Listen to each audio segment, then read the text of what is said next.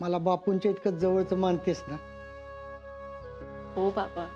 आप्पे, मग माफी नको ना मागू. आणि अर्जाच म्हणशील ना तर तो पेचात अडकलाय ग. म्हणजे? आणि त्याला कुणाला दुखवायचं पण नाही. हो बाबा, पण त्याच्या या अशा वागण्यामुळे ना आपण सगळेच आणि विशेषतः अमोल दुखावलेच जातोय की. हा खरंय, पण तू त्याच्याकडे लक्ष नको देऊस. अगं मी अर्जाला पहिल्यापासून सांगितलं की सगळ्या गोष्टी स्पष्ट ठेव म्हणून, पण त्याला ते जमत नाही. हे बघा बाबा, मला फक्त आता एवढं वाटतं की हा गुंत वाढत नकोच आहे. नाही वाढणार आप्पे. आणि अमोलच्या आनंदासाठी ना तू कशाकडे लक्ष देऊ नकोस. अगं अर्जाच काय, कुणी जरी असलं ना तरी अमोलचा आनंद महत्वाचा आहे हे ध्यानात ठेव. हो बाबा, हे सगळं मला मान्य आहे. आणि अमोलला आनंदी ठेवण्यासाठी मी वाटेल ते प्रयत्न करायला तयार आहे आणि मी करतेय ते प्रयत्न. पण त्याला आनंदी ठेवणे माझ्या एकटीच्या हातात आहे का? हा, आणि अमोलच्या पण त्याच्या बापाकडनं अपेक्षा आहेत ग, आणि ते काही चुकीचं बी नाही. आणि आप्पे, किती बी झालं ना तरी अर्जानं तुम्हाला मनापासून एवढं लांब केलेलं नाही. नाहीतर तसं असतं ना तर अमोल झोपल्यावर तो तुझ्याबरोबर एका खोलीत झोपलाच नसता. हो बाबा, पण हे बघ आप्पे, अगं आम्ही 4 पावसाळे जास्त बघितलेत. तुझ्या मनाची भीती समजते मला, पण अगं दरवेळी आपल्या मनाला जे वाटतं ना तेच घडतं असं नाही. आणि काही घडून गेलेल्या गोष्टीमुळे ना अर्जाला तुला स्पष्टपणे बोलता येत नाही. बाबा हे बघा, आपल्या सगळ्यांनाच माहिती आहे. अर्जुनच्या मनाला जे वाटतं तो तेच करतो. मला त्याचीच भीती वाटते आता. नाही अप्पे, तसं काय बी होणार नाही. भय आप्या, अगं मी इतक्या वेळ विनायकरावांचं ऐकत होतो, कारण त्यांचं म्हणणं बरोबर आहे. पोरी, अगं मला बी वाटतं की एकदा अर्जाचं रांकला लागलं ना की माझ्या मागची काळजी मिटेल ग. होय.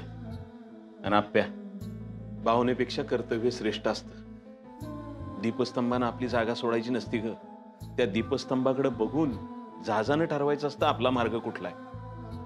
तू तुझ्या कर्तव्यापासून ढळू नकोस. अर्जुनला काय निर्णय घ्यायचा तो घेऊ देत की, पण लक्षात ठेवा, तुम्ही दोघं मिळून जो निर्णय घ्याल ना त्याच्यातनं अमोल नाही नाराज झाला पाहिजे.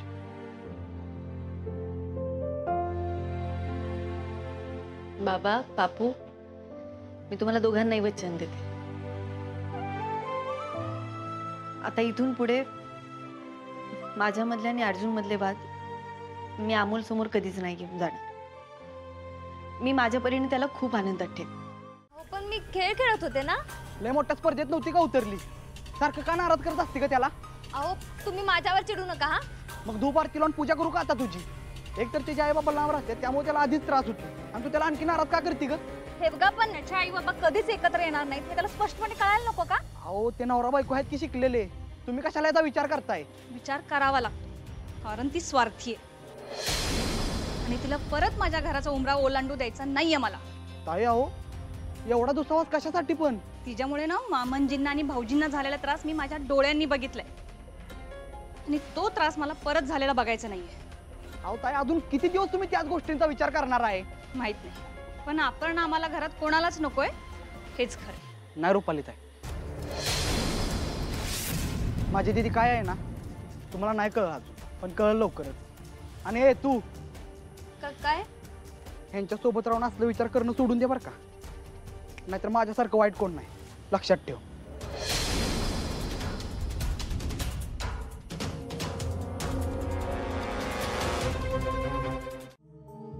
काळजी नाही का कसली? अमोल काल रात नाराज होतात. वाटलंच होतं मला, माझ्या मनाला रुकरुक होतीच. अर्जुन हे बघ, मला कळतंय तुला काय करावं ते कळत नाहीये, पण अमोलच्या प्रश्नांवर माझा पण नाईलाज असतो. अरे आपे, कळतंय मला, आजपर्यंत त्याच्या सगळ्या प्रश्नांची तूच उत्तरं दिलेत, पण इथून पुढं मला तुला ह्या पेचात नाही टाकायचं. मग काय करायचं? तू उठला की त्याची माफी मागतोय. ठीक आहे अर्जुन, एक सांगते, चुका आणि माफी ह्याचं समीकरण लहानांसाठी किंवा मोठ्यांसाठी वाढत गेलं तर त्याचं गांभीर्य नाही राहतात.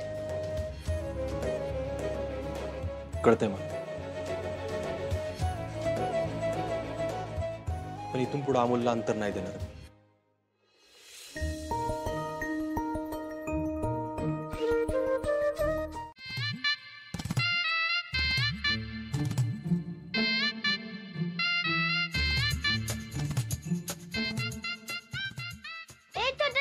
काहीतरी बोल की.